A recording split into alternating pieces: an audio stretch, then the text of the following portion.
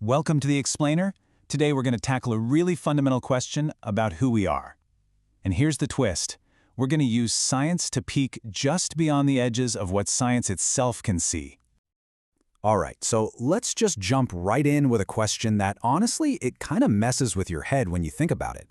If every single atom in your body is constantly being replaced, what part of you actually stays the same? I mean, really, think about that. Okay, so to even start to wrap our heads around an answer, we've got to accept something pretty big first. What we call reality has some serious built-in blind spots. You know, the source material explains this in a super simple but powerful way. Basically, whatever a creature thinks is real is completely defined by the senses it has. So picture a creature that can only sense heat. Its reality is going to be completely different from an animal that relies on sight, right? It's a simple idea, but man, it's profound. And this is where it gets really interesting. Think about a caterpillar. Its whole world is just touch. It's a tiny, immediate, tactile reality. Then you have a bird, which adds sight and sound, and suddenly its world is huge in comparison. And then there's us, with our 5 senses. Our world is even bigger. But here's the million-dollar question. Is what we see everything there is to see? So this naturally splits our world into 2 categories. You've got the physical world, that's everything we can touch, see, measure with our senses, or, with tools like microscopes that extend our senses. But then there's this whole other non-physical world. It's just as real, but it's totally off limits to our senses. And science, because of how it works, can only play in that first sandbox. It pretty much has to pretend the other half doesn't even exist. Okay, so what does all this have to do with you and me? Well, let's bring it back to that central puzzle of our own identity, that feeling of being you that just never ever changes. Okay, so imagine someone who's 70 years old. If you ask them, they'll tell you without a shadow of a doubt that they are the exact same person who is sitting in a school classroom 60 years ago. And this is where the paradox just slaps you in the face. Medical science is crystal clear on this. Over those 60 years, not one single atom from their childhood body is still there. Not one. It's been 100% replaced, probably many times over. And yet, that feeling of I, the one experiencing it all, that's been the one constant. So what does that mean? It's a huge point. If the body is in constant flux, but the experiencer isn't, then that experiencer, that I, can't be made of physical atoms. It just can't be. The only other option is that it has to exist in that non-physical realm we were just talking about. Now you can imagine that mainstream science might be a little uncomfortable with that idea. But on the fringes, some researchers are finding some seriously fascinating clues that point in this exact direction. I mean, for example, did you know that studies show about 6% of people report having an out-of-body experience? That's a moment where they feel like their consciousness, their sense of self, is literally separate from their physical body. And that's not even counting all the growing research into near-death experiences and people who claim they can leave their bodies at will.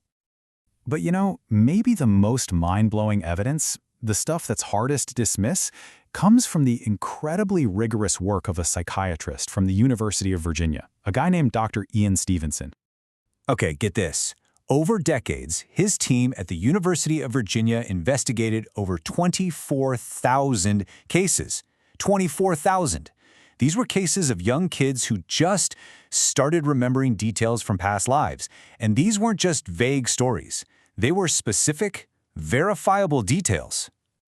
But his real smoking gun, the most powerful physical evidence he found, was something he called correlating birthmarks. He documented dozens and dozens of cases where a child was born with birthmarks or even birth defects that lined up perfectly with fatal wounds on the body of the deceased person they claimed to remember. And we're not talking about vague resemblances here. His team would actually get their hands on post-mortem reports and hospital records to cross-reference everything. I mean, one case involved a Turkish boy who remembered being a farmer shot in the head. Well, this kid was born with 2 distinct birthmarks, a small round one right where a bullet would enter and a bigger, irregular one where it would exit, exactly what a forensic report would describe. Stevenson's research was so meticulous, so by the book, that it absolutely stunned his colleagues. One scientist, after looking at all the data, basically threw his hands up and said, if he's right, we all are wrong. And what he meant was, the entire foundation of materialistic science would have to be completely torn down and rebuilt. So, if we're not just our physical bodies, then what in the world are we? It's a huge question, right? Well, the source material gives us some really cool metaphors to help us get a handle on this totally different way of seeing ourselves.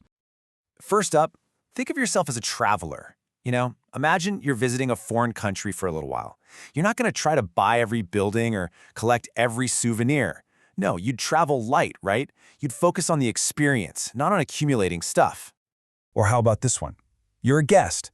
You go to a party, you mingle, you have a good time, but you always know deep down this isn't your house. That mindset helps us hold on to things in our life, our jobs, our possessions, a little more lightly, knowing that our visit here is temporary. This next one might be the most powerful of all. You are the observer.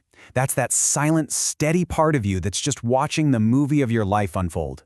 It sees the drama, the joy, the sadness, but it doesn't get totally lost in the plot. It's like being the calm eye of the hurricane. You see the theme here, right? Whether you see yourself as a trustee, carefully managing your responsibilities, or an actor playing a role, or even a player in some grand game, the key is to be engaged but not completely attached.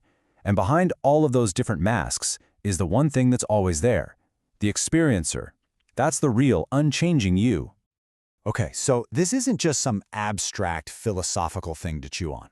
Thinking this way can actually have some profound, really practical effects on how we live our lives, day in and day out. When you really start to live like this, you find a whole new kind of freedom. A traveler knows how to let go of baggage from the past. A guest doesn't get hung up on collecting temporary things. And an observer can be right in the middle of the world's chaos, but not be fooled by it.